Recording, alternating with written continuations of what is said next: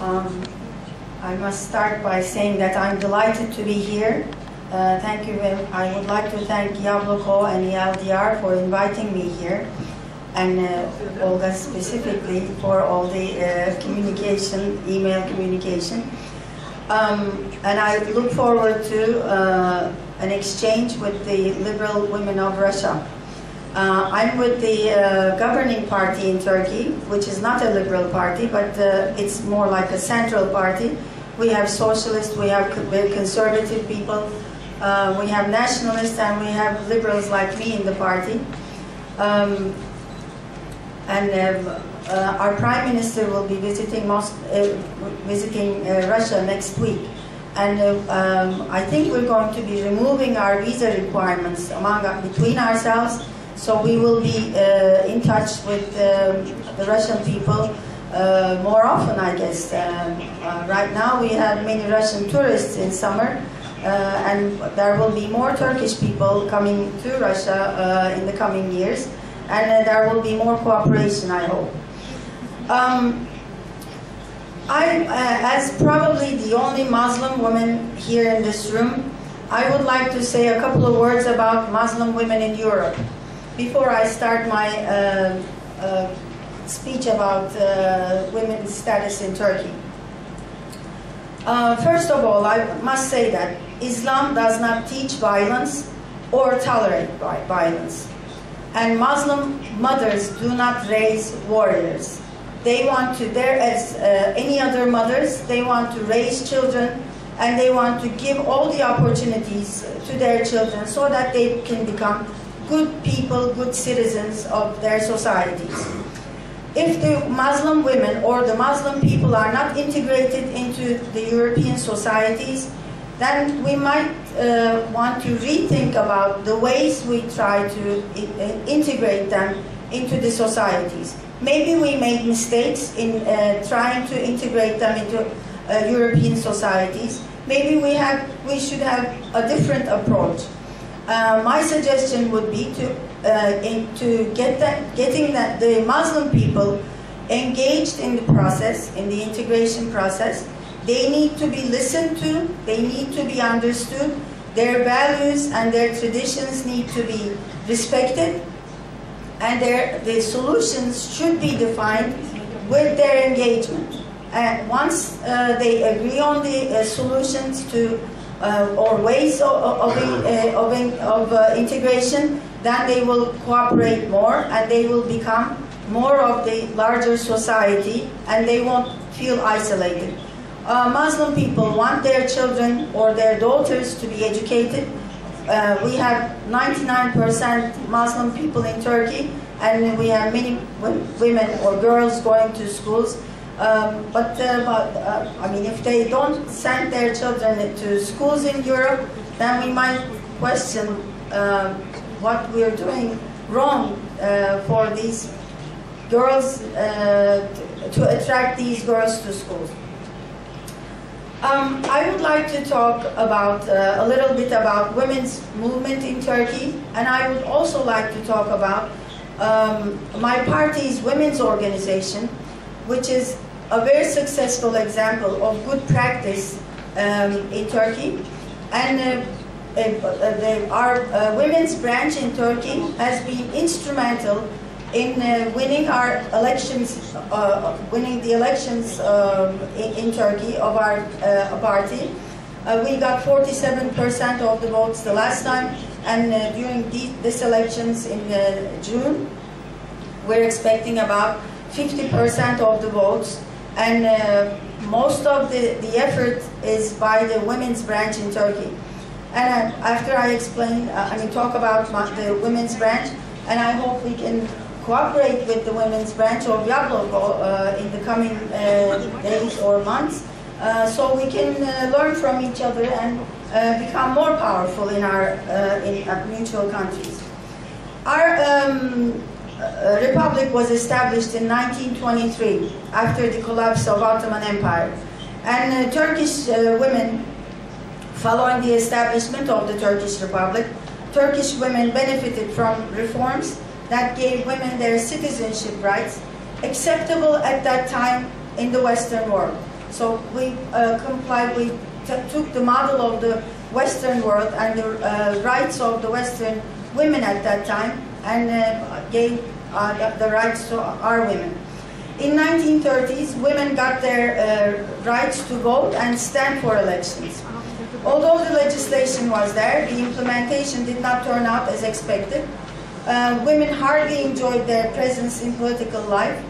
There was never countable numbers of female members of the parliament or mayors or governors for many years. The standards of women's rights, unfortunately, remained untouched for many years, while the West upgraded its women's rights, as my Western colleagues were talking about removing laws that prevented women from working in the 50s. Our laws in that respect were removed, for instance, in the year 2000 during my government's time. It took us many years to upgrade the status of our women to the Western women. It took us some time. Since the year 2000 and since we became in power in 2002, there have been many major improvements in the area of women's rights and empowerment of women, not just getting the rights in the legislative terms, but legal terms, but also in practice. We wanted women to be empowered through campaigns, public campaigns, and civil society campaigns. Women's rights were a major item in the governing parties, in my party's political agenda. Many legislative amendments and new legislation took place. The new legislation was supported by various public promotional campaigns and civil society activities to encourage the implementation of the laws. The aim was to empower women by removing the obstacles on their way to enjoying their rights, by setting the ground to participate and engage in social and economic activities, by encouraging them to become active members of the society, and by providing easy access to education for women. All of these efforts prioritized a mental shift towards recognizing women as an individual, rather than as part of an organism, be it a family or a tribe or any other association. In the last referendum, we made amendments to the Constitution. We added a new clause that allowed positive discrimination for women.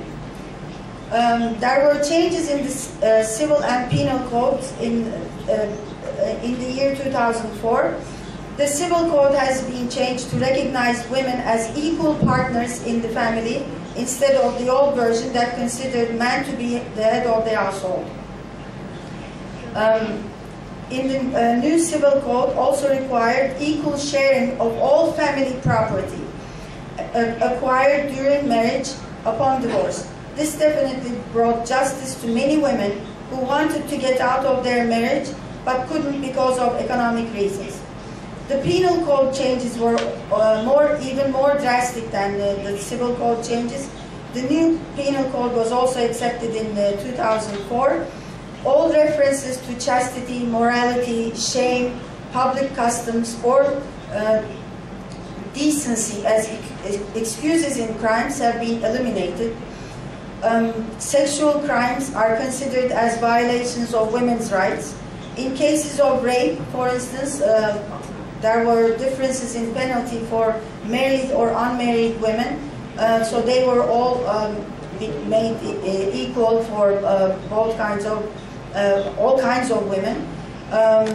And the reasons of honor killings or any other reason were taken out in the killings or crimes of domestic offenders, including fathers, mothers, brothers, sisters.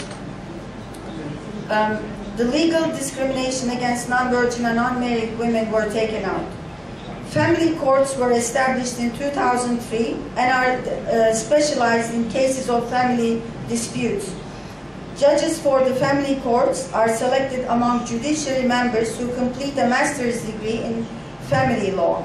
So they take women more seriously than other judges. So they have a more gender equal mentality than other judges. especially in the cases of domestic violence. The family courts are keen on protecting the rights of women.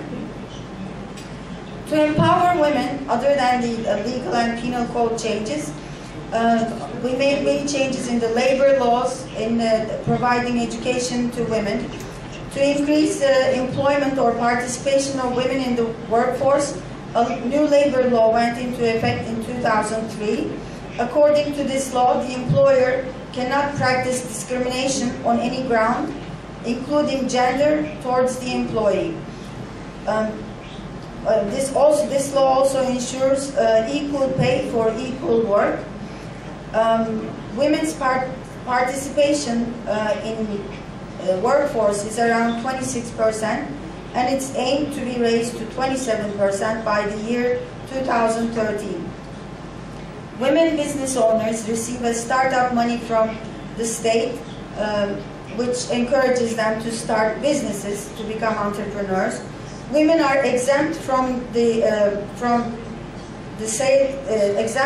taxes of the sale of homemade goods, which also encourages women to become producers at home. And microcredit programs are available for women who also want to become entrepreneurs in a smaller scale. Other legal amendments include those that deal with ensuring gender equality in hiring, improving the working conditions of pregnant and breastfeeding women, and regulating conditions around women who work nighttime shifts. We have a new law, for instance, who prevents women from doing nighttime shifts, pregnant women from doing nighttime shifts. So that was fair enough. And requirements for child care facilities in the workplace were all put in place. So almost all private and public workplaces are required to provide child care for women who work in the businesses. The Committee on Equal Opportunities for Women and Men was established in 2009 in the Turkish Parliament for the first time. Now, so that now it's in the Parliament to look for injustices or discriminations against women's rights. And the government is keen on combating violence against women. We declared combating violence against women as a government policy, and we have an action plan. And we have housing facilities for women who have been victims of violence. We have training programs on violence against women and how to treat women who have been victims of violence. We have trained policemen, we have trained health workers, judges and prosecutors, and our religious people also. They have been given education as to how they should preach in their communities and educate the man, especially in terms of about violence against women. We have many educational, we have programs to encourage women or girls to take part in education. Our education minister is a woman, and she used to be the minister in charge of women's affairs. So she's very much in favor of women's education, and also getting women in higher positions of management in her own ministry, so that it becomes like a role model for other women, and it opens up opportunities for women. We have very nice campaigns to encourage women and girls to take part in educational programs, not just going to schools, but we have training, vocational trainings for them. We have literacy courses for girls and mothers together, and we have trained millions of women and girls through these programs. And we even pay the poor families money to send their children to schools. We pay more for the girls than for the boys, and we only make the payment to the mothers so that they can be more, they can utilize the money more responsibly, and also they have a power with the money in their hands, and also they go out to the banks every week, every month to collect the money, and so they look a little bit more powerful to their husbands when they're the recipients of the money. And we have healthcare, special healthcare programs for the rural women, especially, who cannot get healthcare otherwise. I wanted to talk about our women's branch a little bit, just in 2 minutes. 1 minute. 1 minute. We have about 1.2 million members in our women's branch. And of these 1.2 million people, 300,000 are actively on the ground working every day. These women are from top educated levels to housewives. So we have a hierarchical organization, and we're everywhere, on every street. We have a street group of who are in charge of neighborhoods. They go visit their neighbors. They listen to them, and they bring their the problems or issues to the higher levels of the party, and they bring the policies of the government to their neighborhoods, and this makes them active in social life as well as active in politics. So this is, and we would like to cooperate with the women here to exchange experiences and learn from each other. I thank you very much for listening to me.